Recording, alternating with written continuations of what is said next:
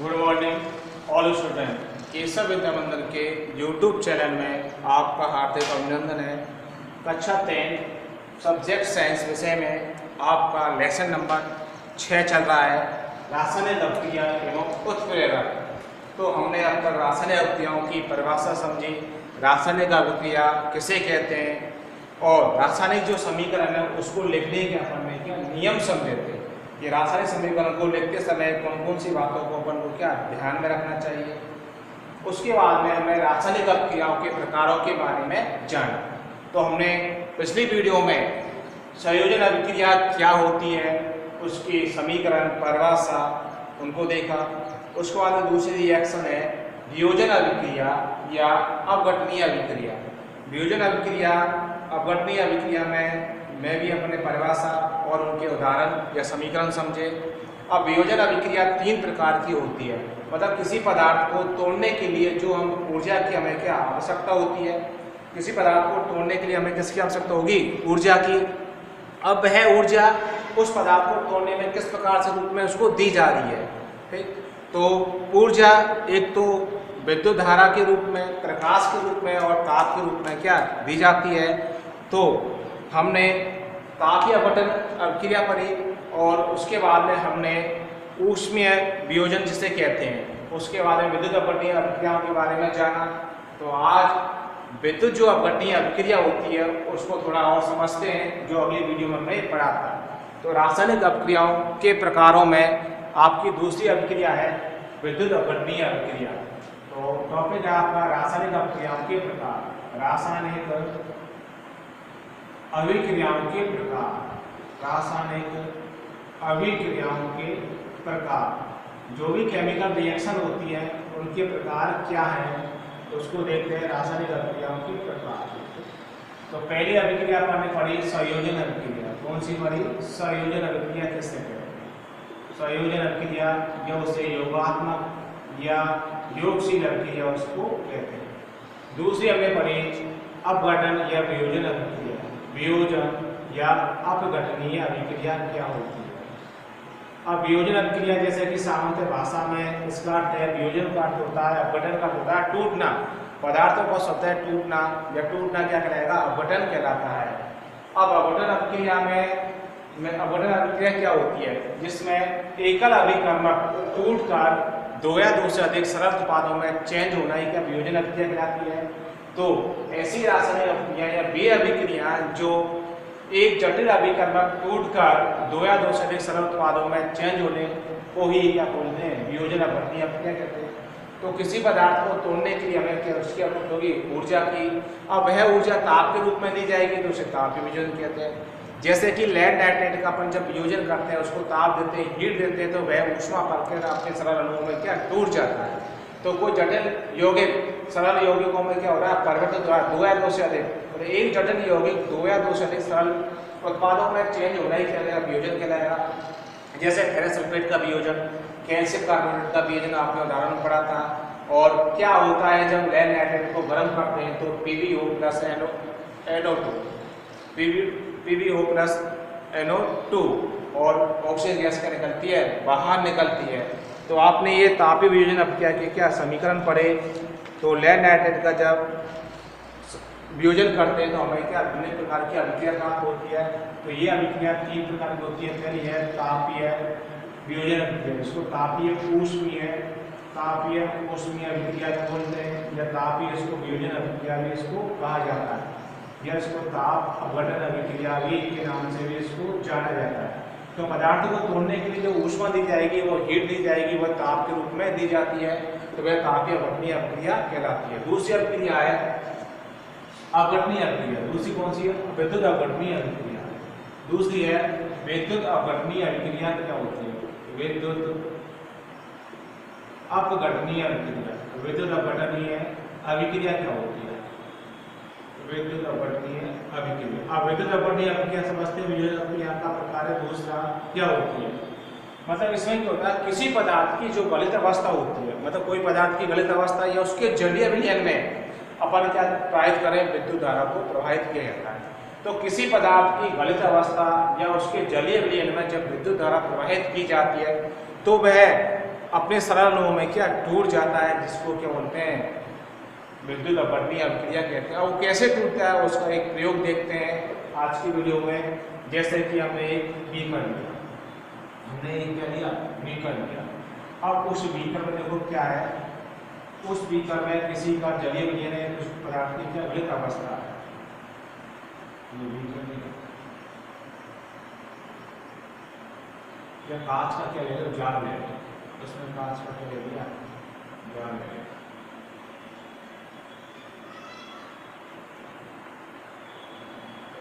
कांच का जार ले लिया। अब इसमें अपन ने क्या 2 इलेक्ट्रोड लगा दिए, इसमें आधे से जल से डाला, इसमें क्या गली विलयन, इसको जल से क्या उभर लिया, ये जल है।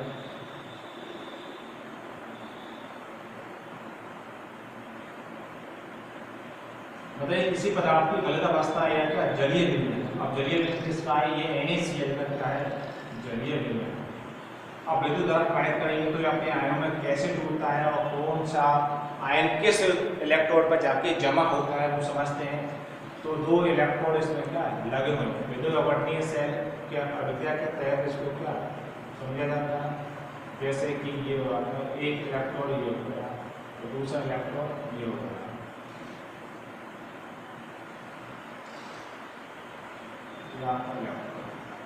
ये है NaCl का क्या है, जलीय विलयन। NaCl का जलीय विलयन इसको हम कहते हैं। ये NaCl का जलीय विलयन है।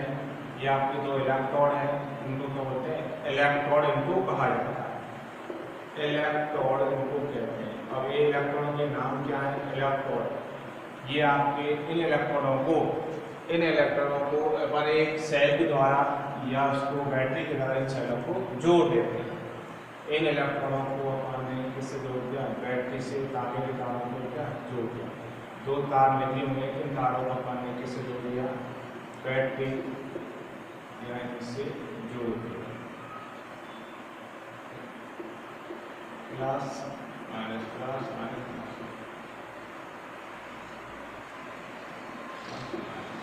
हमारा प्लस से क्या माइनस को रह गया। इस प्रकार ये तो क्या है, कैथोड क्या है, इलेक्ट्रोड। ये क्या कैथोड, कैथोड 1 माइनस आयन, ठीक। ये होता है anode plus, anode plus cation और एनायन बोलते हैं।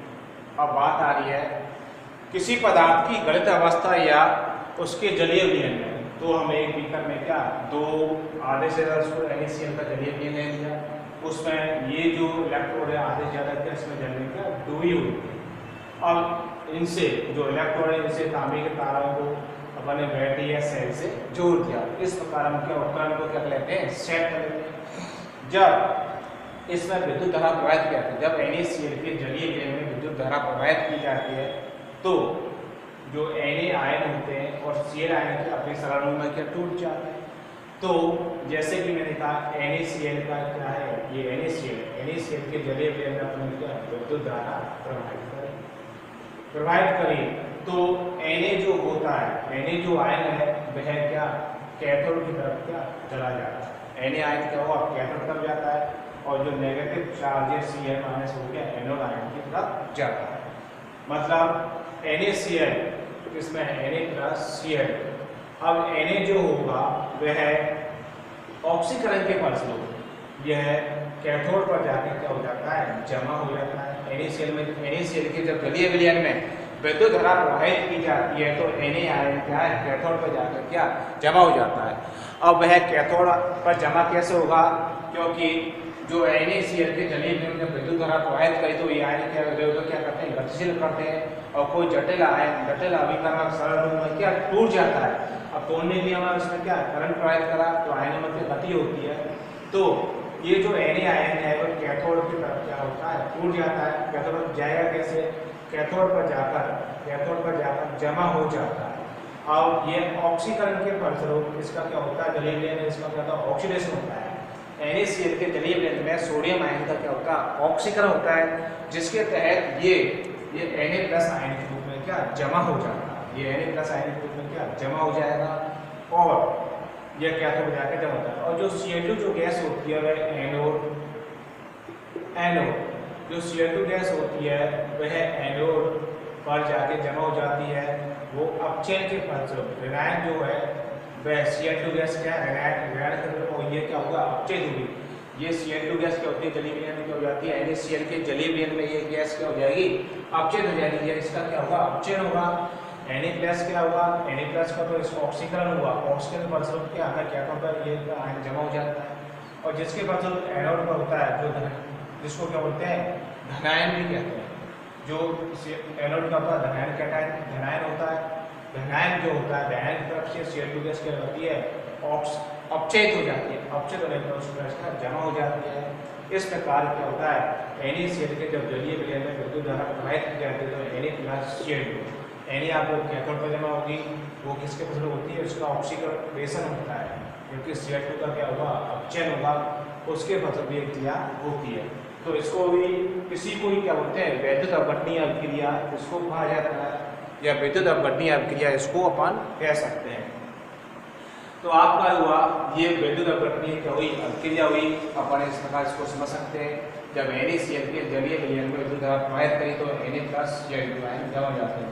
अब किस किस पर जमा होते हैं, ये कैथोड है वह क्या है, नेगेटिव चार्ज होता है, जबकि एनोड क्या है, पॉजिटिव चार्ज, पॉजिटिव इलेक्ट्रॉन होता है। धनायन एनोड, ऋणायन कैथोड इलेक्ट्रॉन होता है, जिस पर ये ऑक्सीकरण व अपचयित होने वाली क्रिया के फलस्वरूप ये हमें प्राप्त होता है। तो इस प्रकार ये विद्युत अपघटनीय अभिक्रिया का प्रोसीजर है। तो उसके तहत क्या, किसी पदार्थ की गलित अवस्था या उसके जलीय विलयन में क्या होता है, विद्युत अपघटन की प्रक्रिया संपन्न होती है और वे अपने सरल अणुओं में क्या टूट जाता है। तो उसमें वियोजन या तापीय अपघटन का तीसरा उदाहरण है आपका प्रकाशीय अपघटन अभिक्रिया। प्रकाशीय अपघटनीय अभिक्रिया किसे कहते हैं, तापीय अपघटन हो गई, तापीय ऊष्मीय वियोजन हो गई, विद्युत अपघटनीय हो गई। अब है प्रकाशीय अपघटनीय अभिक्रिया क्या होती है। प्रकाशीय अपघटनीय अभिक्रिया पढ़ते हैं, तीसरी प्रकाशीय अपघटनीय अभिक्रिया। तीसरी रिएक्शन है प्रकाशीय अपघटनीय अभिक्रिया। प्रकाशीय अपघटनीय अभिक्रिया क्या होती है, प्रकाशीय अपघटनीय अभिक्रिया किसे कहते हैं। तो प्रकाशीय अपघटनीय अभिक्रिया क्या है, तो परिभाषा देखते हैं। प्रकाशीय अपघटनीय अभिक्रिया ऐसी अभिक्रिया जिसमें कोई यौगिक, ऐसी अभिक्रिया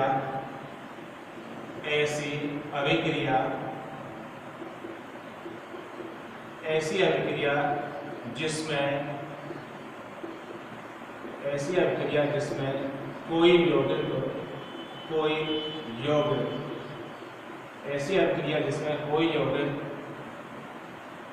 प्रकाश की विकिरणों को, ऐसी अभिक्रिया जिसमें कोई यौगिक प्रकाश की विकिरणों का यौगिक जिसमें, ऐसी अभिक्रिया जिसमें कोई यौगिक प्रकाश विकिरणों या विकिरण को अवशोषण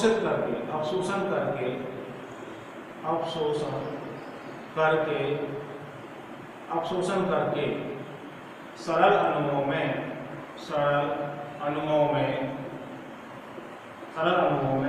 परिवर्तित हो जाता है। सरल अणुओं में क्या हो जाता है, परिवर्तित हो जाता है, जिसे प्रकाशीय अपघटनीय अभिक्रिया कहते हैं। जिसे प्रकाशीय अपघटनीय अभिक्रिया कहते हैं। समझते हैं प्रकाशीय अपघटनीय अभिक्रिया मतलब ऐसी अभिक्रिया जिसमें कोई यौगिक सूर्य के प्रकाश की विकिरणों को क्या करता है, वो एब्जॉर्ब करता है, अपने अंदर क्या इकट्ठा करता है। तो ऐसी अभिक्रिया जिसमें कोई यौगिक होगा वह प्रकाश की विकिरणों को क्या करेगा, एब्जॉर्बेशन करेगा, इकट्ठा करेगा। उसके बाद में वह सरल अणुओं में क्या हो जाता है, परिवर्तित हो जाता है, टूट जाता है। उसको प्रकाशीय विकिरण या प्रकाशीय अपघटन अभिक्रिया कहते हैं, जिसे प्रकाश का क्या करते हैं, अपघटन कहते हैं। मतलब ये हो रहा है कि इसमें कोई यौगिक क्या करता है, प्रकाश के विकिरणों सूर्य जब प्रकाश आएगा उनको क्या अवशोषित करेगा, पहले तो अपने अंदर क्या लेगा, एब्जॉर्ब करेगा। उसके बाद में उसके द्वारा क्या वो कोई यौगिक जटिल जो यौगिक होंगे वो सरल अणुओं में क्या टूट जाते हैं। तोड़ने के लिए उसने क्या ग्रहण करी, ऊष्मा ग्रहण करी, और जिसके फलस्वरूप क्या सरल अणुओं में टूट जाता है। जैसे AgCl, 2AgCl, 2AgCl, ये AgCl है सिल्वर क्लोराइड। सिल्वर क्लोराइड कोई यौगिक होता है, सिल्वर क्लोराइड। सिल्वर क्लोराइड ने सूर्य के प्रकाश की उपस्थिति में, सूर्य के प्रकाश की उपस्थिति में, जिसको क्या बोलते हैं Hν से भी जानते हैं, Hν, उसे प्रकाश के बिंदु को क्या करा, एब्जॉर्ब करा, और 2Ag प्लस Cl में क्या हो जाता है, परिवर्तित हो जाता है। ऐसे 2AgBr, ये सॉलिड अवस्था, ये भी सॉलिड और ये गैस। इसी प्रकार 2AgBr इसका तो अपन लाइट बोलते हैं, सूर्य के प्रकाश को क्या बोला, लाइट, ये भी सॉलिड है, तो 2Ag प्लस Br, इसको समझ कर सकते हैं जैसे 2Ag 2Br। तो ये सूर्य विकिरणों को क्या करता है, प्रकाश की उपस्थिति में उनको एब्जॉर्ब करता है और सरल अणुओं में क्या तोड़ देता है। इन दोनों उपयुक्त अभिक्रियाओं का उपयोग स्वेत-श्याम फोटोग्राफी में भी किया जाता है। ये जो अभिक्रिया होती हैं, इन अभिक्रियाओं का उपयोग अपन स्वेत-श्याम फोटोग्राफी में भी इसका उपयोग करते हैं, मतलब ब्लैक एंड व्हाइट फोटोग्राफी में इसका उपयोग भी किया जाता है। अब जैसे कि 2O3 ये क्या है, ओजोन गैस का उस लाइट की उपस्थिति में क्या उसने एब्जॉर्ब किया, 2O2 प्लस क्या हो जाएगा, ऑक्सीजन, 2 ऑक्सीजन परमाणु, 2 4 2 6, नवजात क्या ऑक्सीजन है, इसमें एक क्या परिवर्तित हो जाता है, बायोमोल ऑक्सीजन, नवजात ये क्या ऑक्सीजन परमाणु मुक्त होता है। इसी प्रकार 2HBr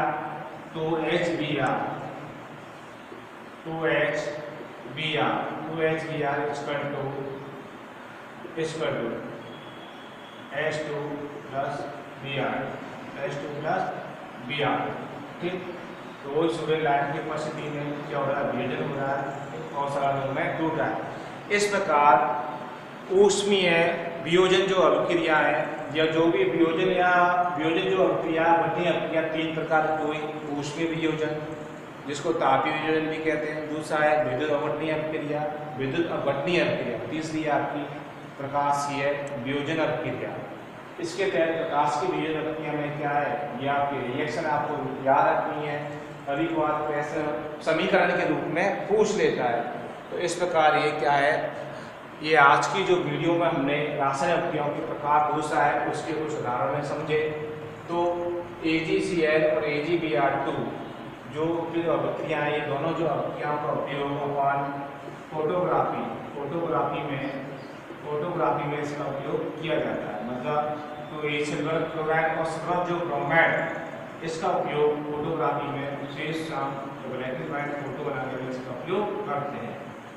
इस प्रकार ये क्या हो रहा है, ऊष्मा का क्या वियोजन हो रहा है, प्रकाश का वियोजन हो रहा है और विद्युत का क्या अपघटन हो रहा है, जिसके तहत अपन ये प्राप्त होते हैं।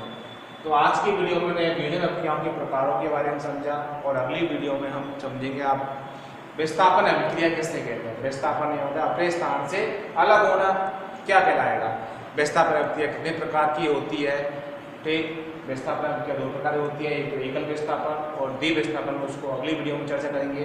तो जो भी हम केसर विद्या मंदिर के यूट्यूब चैनल पर जो भी हम वीडियो भेज रहे हैं, उनको ज़्यादा से ज़्यादा लाइक करें, सब्सक्राइब करें, और जो भी आपको प्रॉब्लम है तो आपको क्या है, इन अभिक्रियाओं में मेन बात समीकरण याद रखना है। समीकरण याद रखने के लिए आपको रासायनिक सूत्र की आवश्यकता होगी। रासायनिक सूत्र के लिए हमें तत्वों के प्रतीकों व उनकी संयोजकताओं का ज्ञान होना की आवश्यकता है। तो हमने जो 9th में जो संयोजकता लिखा रखी है, उन संयोजकताओं को 5-5 के ग्रुप में बनाकर उसको याद करें और रासायनिक सूत्र बनाना सीखें। उसके बाद ये क्या है, समीकरण आपको याद हो पाएंगे। तो एक बार समीकरणों को क्या करो, आप देख कर लिखो, कॉपी में से देख कर लिखो या समझो उसको किस प्रकार ये टूट रहा है। उसके बाद में उसको 2 बेर बिना देखे रफ में लिखो, तब जाके ये समीकरण आपको याद होंगे। बस आज की वीडियो में इतना ही। Thank you.